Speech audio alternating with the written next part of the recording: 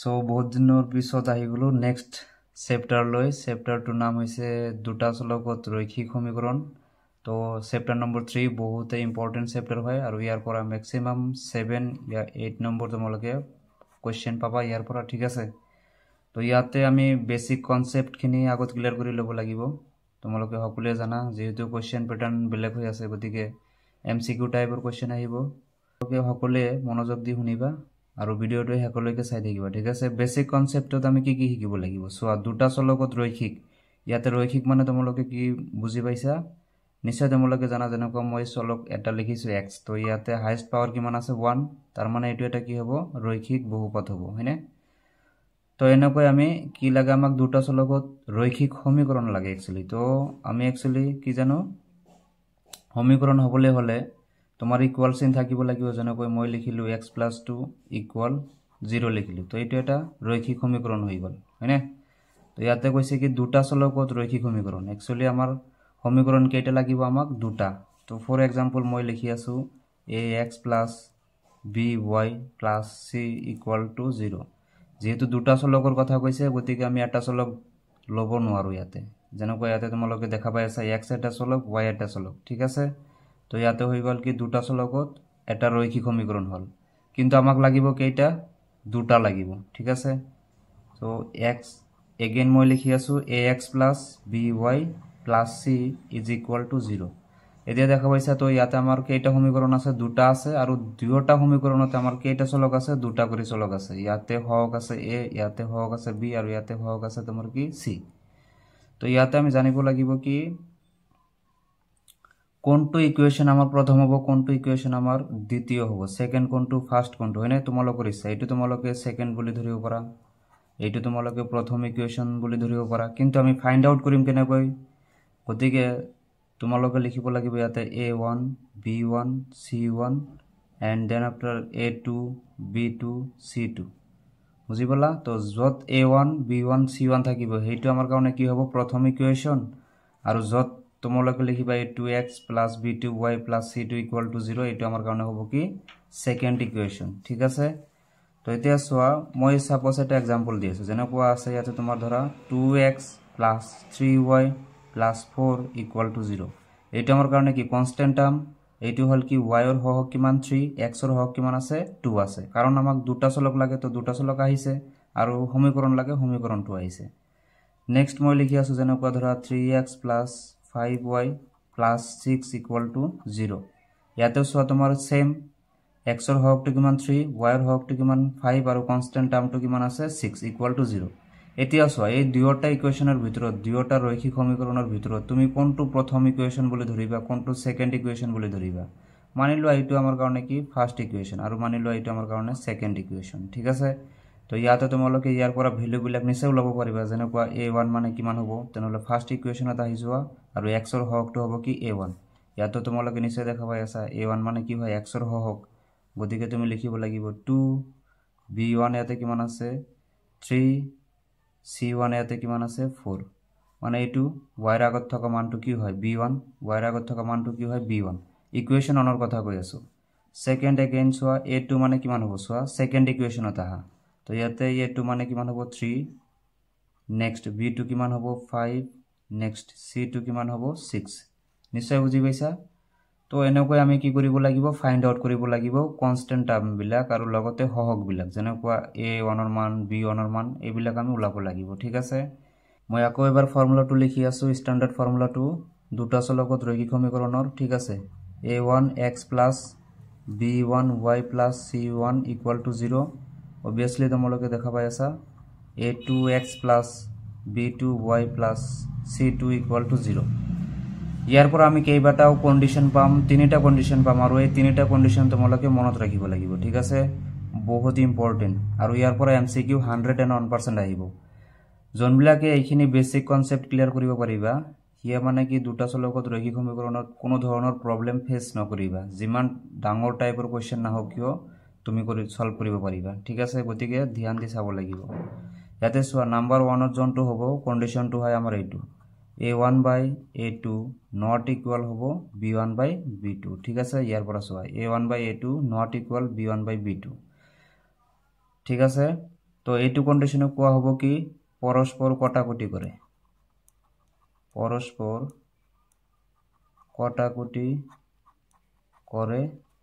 আৰু ইহঁতৰ সমাধান যদি কোৱা হয় কি এনেকুৱা টাইপৰ সমীকৰণৰ কিমানটা সমাধান পাবা তুমি তেনেহলে ইয়াৰ পৰা সমাধান আহিব মাত্ৰ কি এটা সমাধান থাকিব নাইবা তুমি ক'ব পাৰা অদ্বিতীয় সমাধান মানে অদ্বিতীয় সমাধান ইয়াৰ মিনিংটো হল জন দুয়োটা তোমাক ইকুৱেশ্যন দিয়া থাকিব সেই দুয়োটা ইকুৱেশ্যন তুমি যদি সমাধান কৰা x আৰু y এৰ ভ্যালু এটা কৰি পাবা ঠিক আছে তাৰ পিছৰটো হল কেতিয়াবা এনেকুৱা কন্ডিশন হ'ব পাৰে a1/a2 = b1/b2 = c1/c2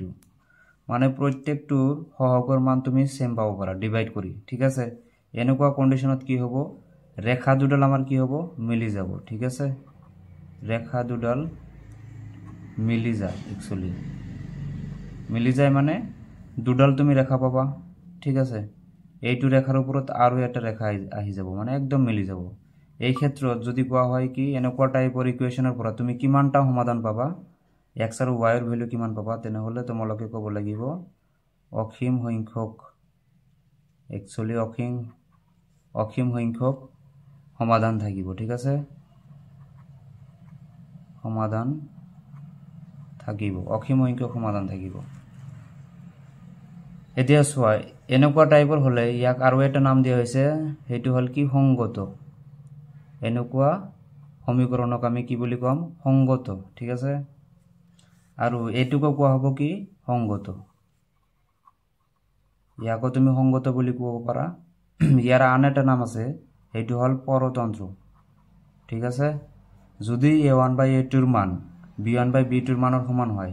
আৰু c1/c2 প্ৰত্যেকটো মান যদি আমাৰ ইকুয়াল হয় তেনেহলে তাক আমি সংগত বুলি ক'ব পাৰো নাইবা পৰতন্ত্ৰ আৰু ৰেখা দুডাল কেনেকুৱা হ'ব মিলি যাব আৰু ইয়াৰ সমাধান আমি কিমানটা পাম অসীম সংখ্যক সমাধান আৰু লাষ্ট এটা আছে হেতু হল a1/a2 ইকুয়াল আহিব তোমাৰ b1/b2 বাট নট ইকুয়াল হ'ব c1/c2 যদি তোমালোকে ইকুৱেশ্যন দুটা সলভ কৰি তোমালোকে যদি এনেকুৱা সিচুৱেশ্যন পোৱা তেনেহলে তোমালোকে ক'ব লাগিব যে ৰেখা দুডাল কি হ'ব সমান্তৰাল হ'ব মানে প্যাৰালেল হৈ যাব হয়নে মানে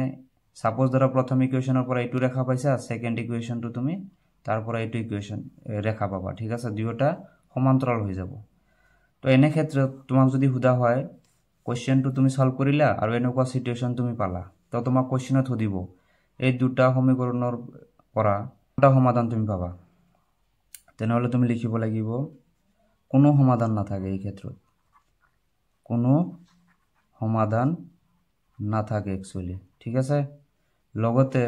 ইয়াকে কোৱা হ'ব কি অসংগত এনেকুৱা টাইপৰ কোশ্চেনকে কোৱা হ'ব অসংগত ঠিক আছে এতিয়া চোৱা মই এইবিলাক एग्जांपल দিছো কিন্তু জাস্ট মই